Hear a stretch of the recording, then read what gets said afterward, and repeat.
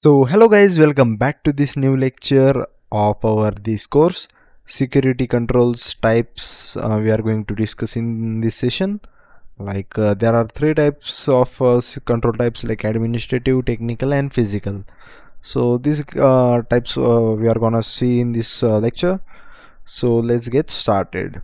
So as we know, in cybersecurity, implementing the right security controls is one of the essential part of it to protect some assets and reduce risk and maintain the trust in the system.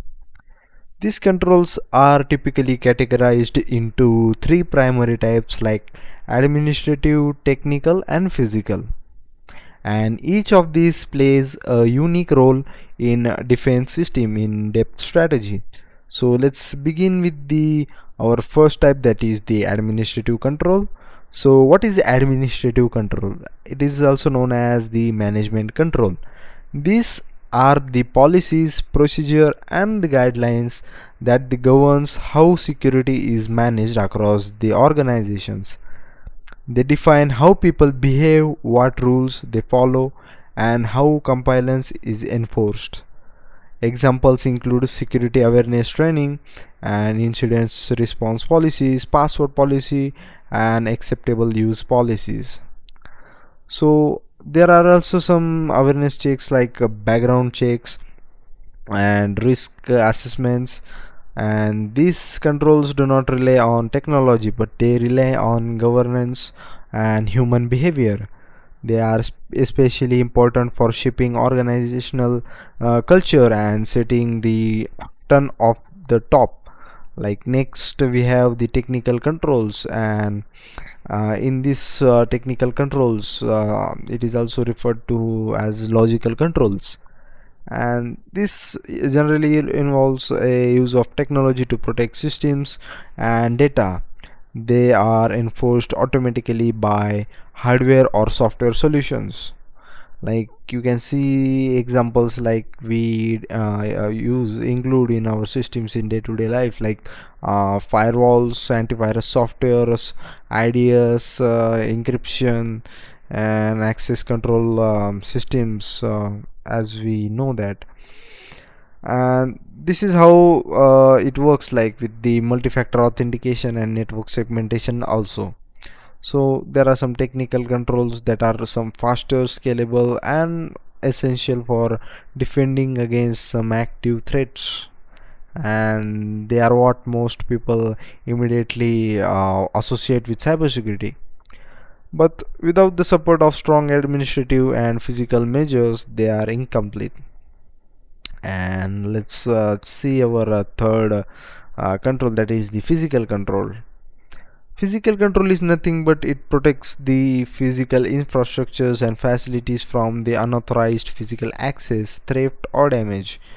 This controls ensures that only authorized individuals can physically access some sensitive areas like server rooms or data centers or offices. For example, we have seen the some speed gates or some AI based, machine learning based door entry systems. Like Hikvision company has the surveillance machines, like there are some biometric machines and all the exquisite things, gadgets for surveillance purposes. So this controls ensures that only authorized individuals should be entered in the we can say the controlled areas. And this kind of there are some including door locks, as we discussed. Now there are some RFID cards, there are some key cards. We can also include the we can living thing like security guard, surveillance cameras and motion detectors. Even fencing can also protect it. But even the most secure software systems are at the risk if someone walk in and steal a server, plug in or like a rough device. Like there are some rubber duckies and all the scripted chip controlled USBs, so that can be risky. So a truly secure environment balance all three types of the control areas, like as we discussed now. For example, There is a data center that might have a physical control like biometric access and administrative control such as a visitor log policy, and technical controls like network firewall and file encryption. Think of it like this, like administrative controls tell people what to do, like technical controls that enforce those decisions through software and hardware, along with the physical control to prevent some unauthorized individual from accessing the intellectual systems and equipment. And these three layers complement each other's, and they are not most effective when working together. For any cybersecurity framework, including NIST, ISO, IEC 27001, or CIS controls, that understanding and applying all these three types of controls, um, that that is essential. Whether you are securing a small business or an entire enterprise company, or we can say a holistic approach using administrative or technical or physical control that will help to build a strong sustainable defense systems against the wide variety of threats in modern digital world. So this is how there are some three types of access controls like administrative, technical, and physical. So let's recap in short. Like as you can see on the screen, there are you can just take its screenshot of this. This is the main point, because in short I have just typed into this frame. You can screenshot it. Like first control, that is the administrative control. It has policies and procedure like training, hiring, checks, and security audits. Technical control has the technology based on firewalls, IDS, and encryption and access control. And third one, that is the physical control, that is the equipment and practices to restrict physical access such as locks, CCTV, and security guards. So the next thing, that is the defense in depth, that is the effective security uses combination of all these three types of layered protection. So this requires a planning, a proper we can say the leadership qualities into this, we can say the HR or person which are the leaders among this. And there are some real world integration we discuss now, that all controls type must be aligned and support each other in practices and policies, because if this three has the proper we can say the management, and there's a word like we can say collaboration with each other, there is a proper support to each others, it may give the strong bond between, so the control areas might be become so secure and strong enough. So this was the main motto of today's lecture. So these discussions are most important before learning any we can say the topics into the cyber security, because you are giving and attempting some exams for cybersecurity like CH or Security Plus. So it's MCQ based, but you should have this basic knowledge and theoretical knowledge, because MCQs are based on theoretical knowledge, nor practical knowledge, because there are some practical exams, but for MCQs and all these things you need this thing. And we are also going to cover practicals, don't worry about it. But before practical, we are going to just look into the theory.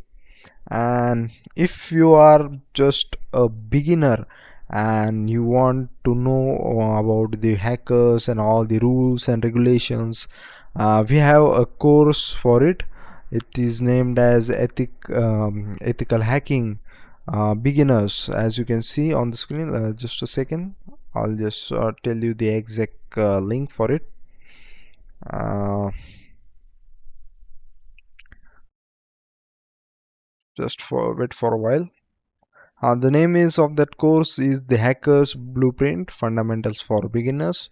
You can check it out. In that course, cover some basic things to beginning with the journey of being a hacker.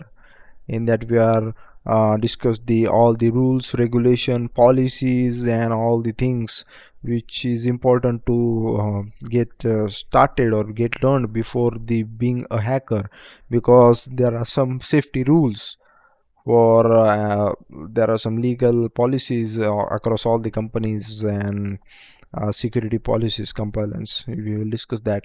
So it is all the necessary for it. It's one of the best course for beginners that nobody tells you about it. You can check it for your practical sorry beginning knowledge.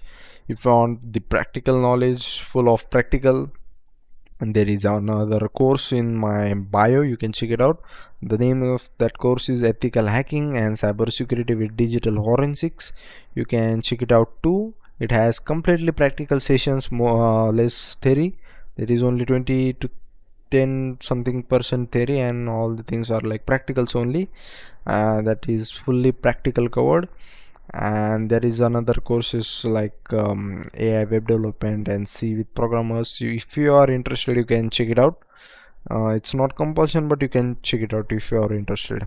But hacking with the like hackers blueprint for fundamentals for beginners, and the ethical hacking and cybersecurity with digital forensics, these are the most important courses. If you are interested, you can join, and that's it. And you can also do some practices day by day. I note it down what I explains you in these theoretical sessions. You have to create some notebook, or we can say some diary, and note some important topics. You can recap the lectures, pause, play, take the screenshots, and note it down all the things. So if you note down with the written script, I'm not saying the typed or all the thing, written handwritten script, or we can say the handwritten notes, that keeps our mind, like in our mind it fits for we can say for long period of time. So it's easy to remember or recognize after some time. So I prefer you to make handwritten notes in some notebooks. So that's it for today's lecture, and we'll meet in our next session. So till that, take care and bye bye.